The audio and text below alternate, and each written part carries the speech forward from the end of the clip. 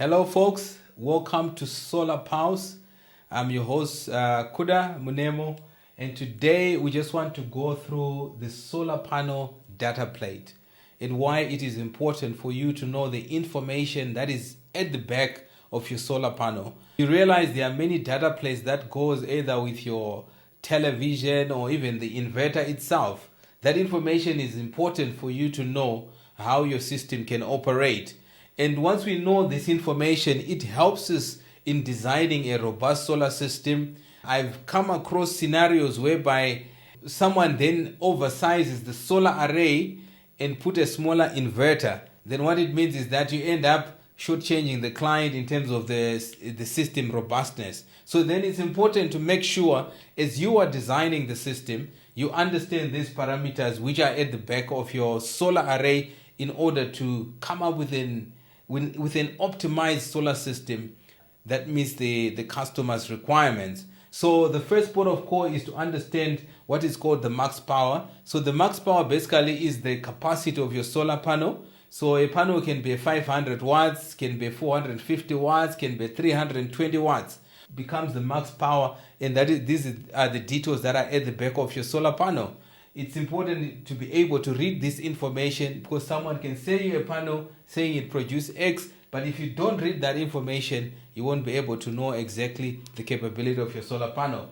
And now to calculate that maximum power, you can calculate it by multiplying your voltage and your max power current in order to come up with that figure. We'll do an example later on. Now, the next thing to know about is your voltage at max power. So your voltage at max power is the sweet spot of your solar panel generation. So this is the voltage that is being produced when the panel is under load. So you notice that voltage would fluctuate depending on the time of day, depending on the temperatures and the environment that surrounds it. Is it too hot? Is it too cold?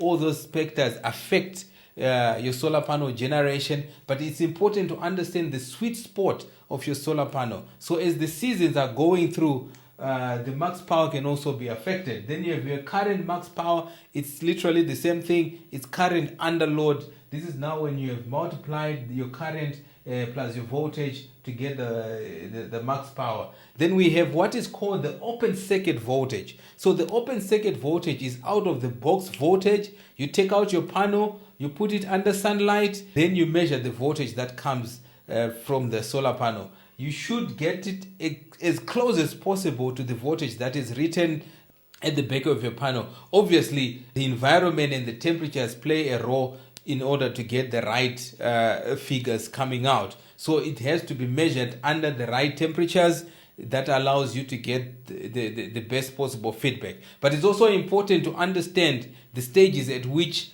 the panel is going to be increasing those voltages throughout the day so that you understand the optimum production of your solar system. We also have what is called the short circuit current. This is the maximum current when voltage is on zero. You are literally just measuring the current to say what is the optimum current that I can get out of this solar panel, and you are able to get those figures. You also move on to understand what is called the solar panel efficiency. So the solar panel efficiency basically is when your solar panel is facing the sun and taking in that sun ray. You know, what is the optimum efficiency you expect that panel to work at? In most cases, it's ranging between 15 to 25% of optimum efficiency. And the efficiency is again affected by, those weather changes and the temperature changes. So it's important as this system is being designed. In some cases, you may need to oversize your system to compensate for those dynamic changes that may happen in the course of your system's operations. And you also have what is called the operating temperature. So there are certain operating temperatures your panel can operate in. So a panel can operate in varied temperatures, and it can go as low as 40 degrees or as high as 85 degrees. But you then realize if it goes to that lowest, obviously the level of generation from your solar panel is reduced. So you must understand the place where you're putting up your solar system. How much does it get affected by these working temperatures? Then you can also determine whether you need a monocrystalline or a polycrystalline panel. And at the same time, if it's in a sunny place or in a desert, you also want panels that is high heat tolerance to ensure that they generate at optimum in those high spaces. So this is some of the information that is important to know and understand as you are designing your solar system. So we just want to quickly go through the maximum power for a 580 watts solar panel. So obviously the max power in this case becomes 580 watts, and the voltage for that panel is 43.35, and this is the sweet spot. And the current for the panel is 13.38. So if you multiply these two here, they are going to give you this figure, which is your 580 watts of the solar panel.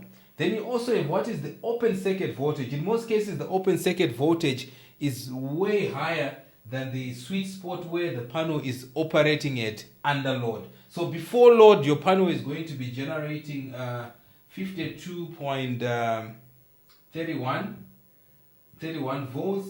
And again, the short circuit current before load is going to be high, and in this case it's going to be 14.01 amps. So you realize when we are designing your solar system, these are the figures that we use for your system design. If you are going to look at the back of an inverter, it will tell you whether it's a high voltage or it's a low voltage. Does it take maybe between 120 to 450 volts, or it takes 60 to 145 volts? Then this will help you to design, and you then understand how many of these are able to generate that voltage that will be within the threshold of your inverter capacity. Then again, you are able then to play around whether you would need a 580 watt solar panel or a slightly smaller solar panel, depending on what you want to achieve. Do you want to achieve more wattage, or do you want to achieve more voltage? So depending on the strategy or what you are expecting your system, how you expect your system to perform, will determine what components to use.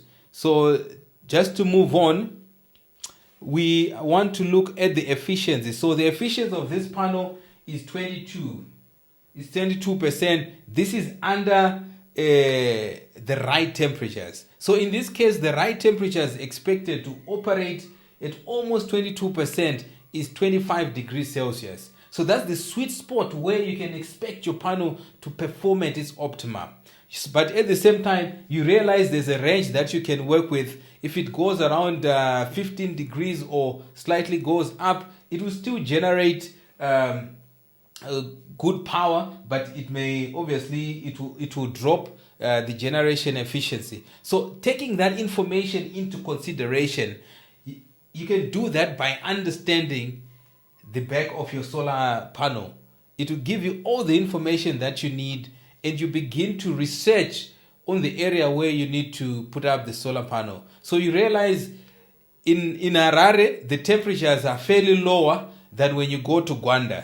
So what it only means is that where you would need most probably 6 panels for a Harare setting for it to produce a certain voltage and wattage that you need for that operation, you may need a little bit more in Gwanda because of that varied temperature. Because in Gwanda, even in winter, it's still fairly hot.